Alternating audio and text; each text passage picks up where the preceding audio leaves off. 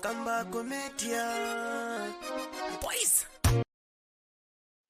Right, 30 October 2023, and today I've got a continuation of the discussion of all the very, very critical and important issues that are taking place in Zimbabwe. And I will not take very, very long because this is very, very clear. This is a very, very clear-cut issue that is happening here in Zimbabwe. And specifically, over the past few weeks, President Mnangagwa, ever since the election, has been making erratic and irrational decisions that when you sit down, you have to scratch your head and say, is this really happening in Zimbabwe? But it's clear that it is happening, and it's clear that we have reached a critical point in our country. And this is because President Mnangagwa is no longer making decisions after consulting. And this is clear. You can see that the decisions that he's making are not based on consultation. President Mnangagwa is making some very, very bad decisions and also some very, very unconstitutional decisions. So take, for example, the appointment of Zimbabwe Defense Forces General Valerio Spanda into the ZANU-PF Politburo. And this is patently illegal, it's unconstitutional, and everybody can see that that decision cannot have been agreed on by people in ZANU-PF. So this leadership in ZANU-PF cannot sit and agree that you must appoint someone who is a serving army general into ZANU-PF. That is obviously illegal and unconstitutional, and it makes Zimbabwe look like a pariah state or a puppet, or what I normally call a banana republic. Zimbabwe is now been reduced to a banana republic. There is no one who could have thought that there will be a president that is worse than President Mugabe. And now you can see no one expects President Mnangagwa to do anything. There is no development that is going to come anymore from President Mnangagwa. There is no more tourist or investor who is going to seriously consider Zimbabwe as a destination, except for the guys that you don't want to be investors, not the long-term investor. It's clear that something is eventually going to happen in Zimbabwe, and something is going to happen very, very soon. But looking at what is happening, it's clear that President Mnangagwa is doing these things deliberately. It's not something that is just happening. He is doing this in a calculated move. And firstly, he wants to see who in ZANU-PF is going to raise his head and speak up. And this is clear. It's clear that President Mnangagwa is calculating this towards people in ZANU-PF. He knows that Nelson Chamisa is against violence, but he is looking for those people in ZANU-PF who are going to speak up and say, what is happening here? What kind of behavior is this? So take, for example, the appointment of his son as Deputy Minister of Finance. That was erratic, and it surprised many people. The appointment of Tongai Mnangagwa as Deputy Minister of Tourism, erratic, surprised a lot of people. And now the elevation of Sean Mnangagwa in the Zimbabwe National Army, who is basically de facto in charge of the National Army. You see that this is also erratic and angering a lot of people.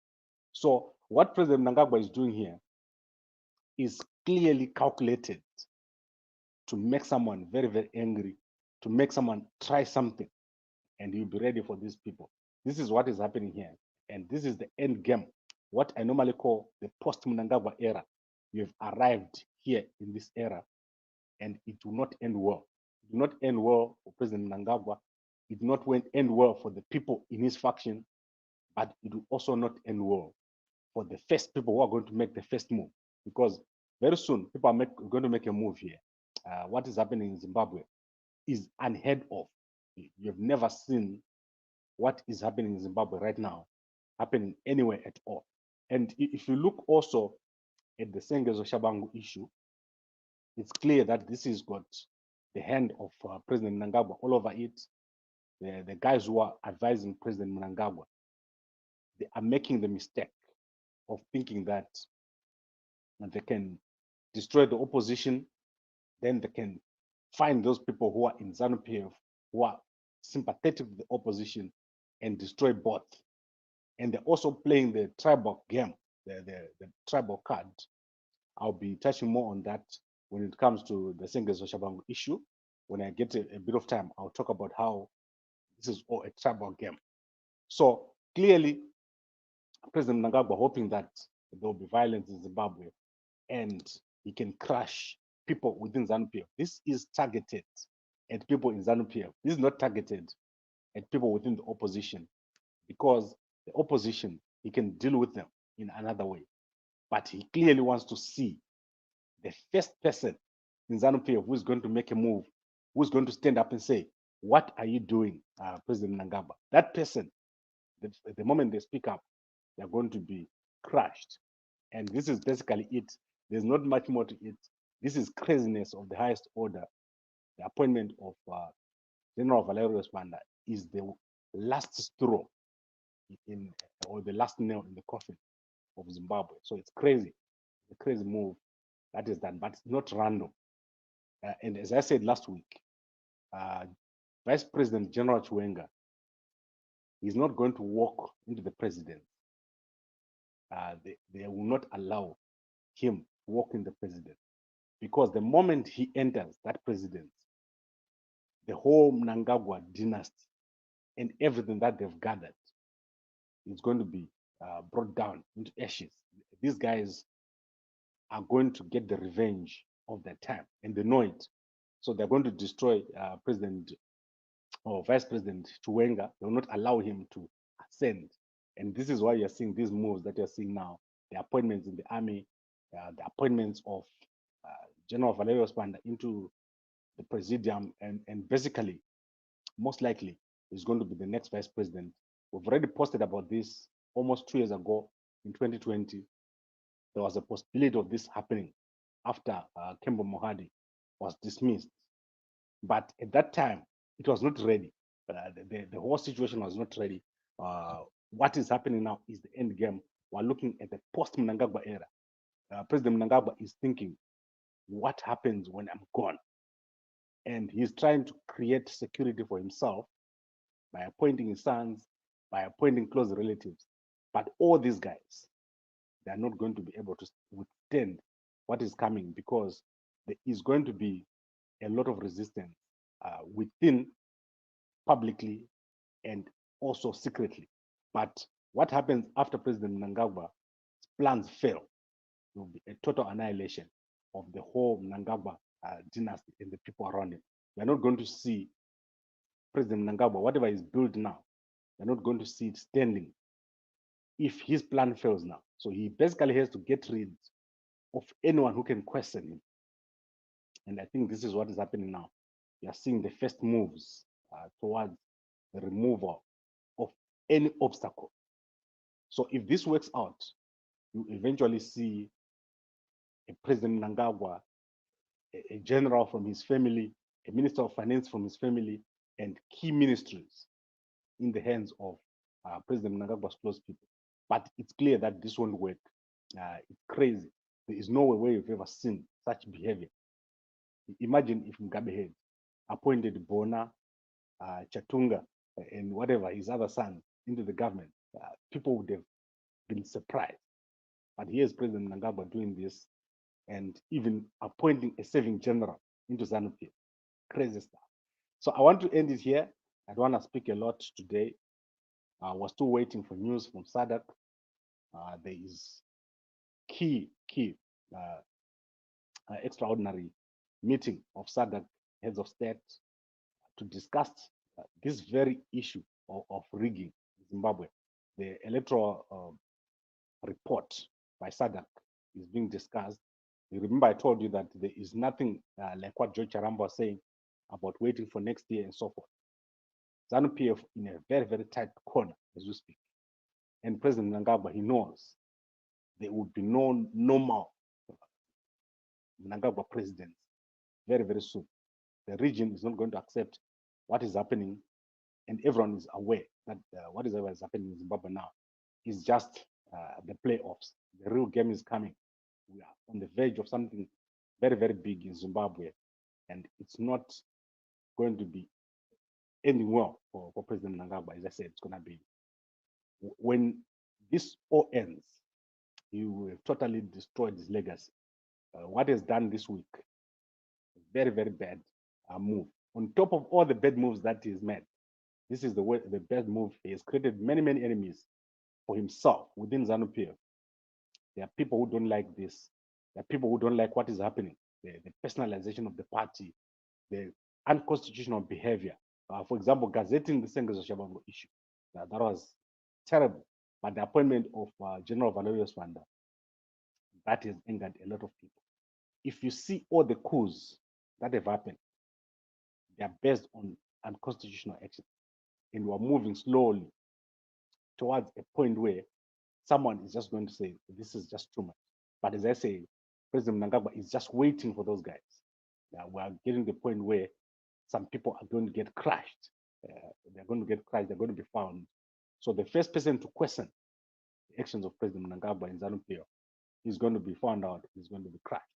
So let's look at a few comments, and then let's wrap it up. And then, as I said, our websites are going to be down for a while we're fixing our security. So Obey said it is desperate.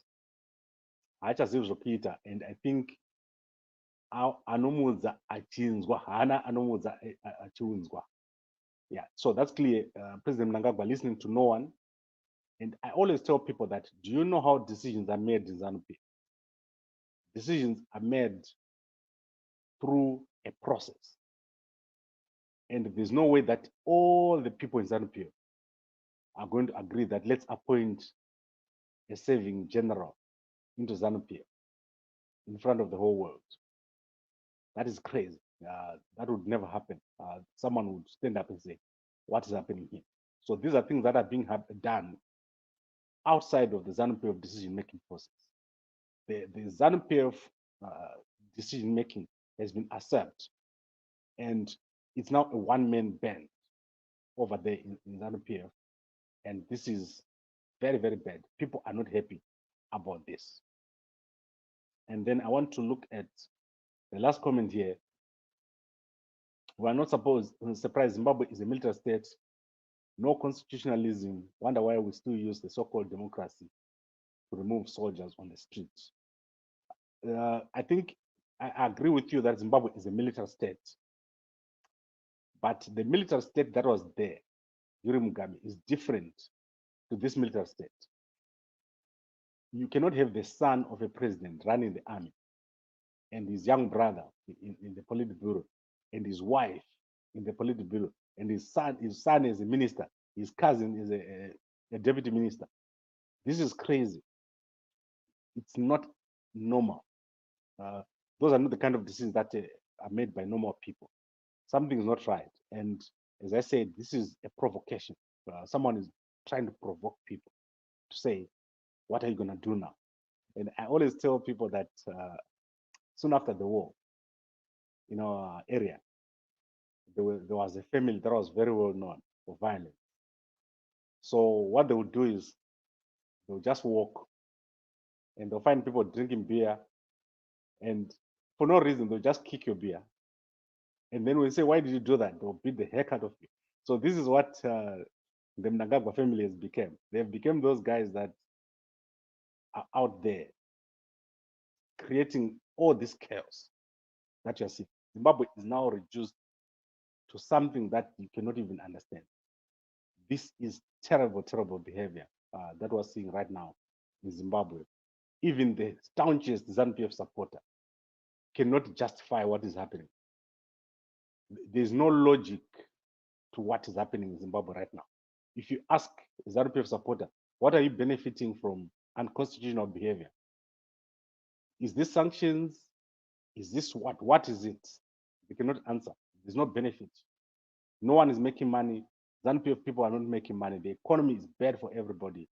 There is no clear picture of what is going to happen. Uncertainty is everywhere. And as we speak right now, all the international bodies, the countries, no one wants to deal with Zimbabwe. So what is the future of our country? There's no future there. So the only thing left is people are waiting for the day when President Mnangagwa will be out. And this is people inside ZANU-PF and people outside ZANU-PF. And I want to end with this one. The letter from ANC President Ramaphosa and Balula. That's not a true letter, man. That's Photoshop. And remember, we had another Photoshopped letter last week. So remember, when something is fake, it doesn't mean it's not true. So you saw the letter last week dismissing Deputy President General Chiwenga. Those are what we call fillers. People put these letters out to see the reaction. So I was telling guys that when you saw that letter going out, it was actually coming from within the ZANU-PF system, the dismissal of General Chiwenga. People just want to see what is going to happen. And then eventually they're going to do it. Similarly, the ANC letter, it is something that is coming from within the ZANU-PF people system. People are doing scenario planning to see what will happen. If this letter comes out from the ANC, if President Hakainde Hichilema says something. So no one is saying something, but it's actually being said. And you're going to see a lot of developments, especially from the military. All the military guys can't just be sitting there approving of such things. And himself, what is he thinking, being appointed into ZANU-PF when he's a serving general? So these are the kind of things that I'm saying. The unconstitutionalities of things is getting worse and worse. And when I was telling people that ZEC was taken over by the military during the election, many of you do not understand. This is what we're talking about. We're getting deeper and deeper into unconstitutionalism until someone has to correct the unconstitutionalism. And that day is coming. So I think let's wrap it up here, and I'll be back tomorrow. Let's see if there's anything from SADC. Dr. Fedias Mtener will update you as soon as we've got news on what is happening at SADC. It was supposed to be today, but then I understand that it has been moved to tomorrow. It's very secretive. ED is in a corner. The SADC is not taking any of his excuses. So you're going to see a very, very big outcome from the SADC process. And I understand that Timber is over there representing the CCC, and probably BT has gone to Zambia. So there's a lot of movement, but that is not where everything is. The head of state are going to be looking at exactly what happened in Zimbabwe and the continual unconstitutional actions by President Mnangagwa after the election, which defies logic. What he's doing cannot even be explained logically. So that is it for today. Thank you very much for watching, and I'll be back again tomorrow with another update. Let's look at the Sengezo Shabangu debacle and what President Mnangagwa wishes to achieve from what he's doing with Sengezo. Thank you very much and good night.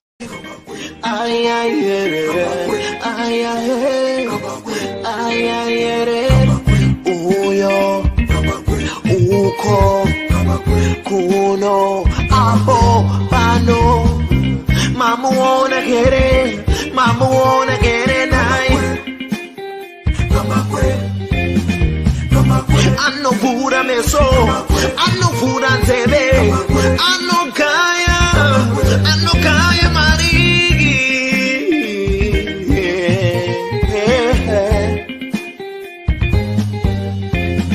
kama kwetu tikomo don't come usasai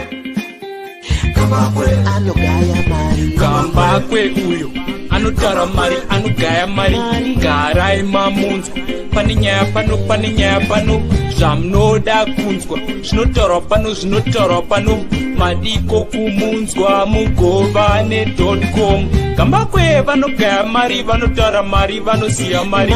Gambakwe vanotaura fea kuti pamberi zvichafamba sei. Vanhu muterere zvikubatsirei, mukufamba kwenyu zvikubatsirei. Mirai ndikudze kuti chokwadi pano chizere. Gambakwe vanogaya cash, vanopa mafacts, vanotaura straight, vane evidence, vane confidence plus intelligence plus intelligence. Entertainment, current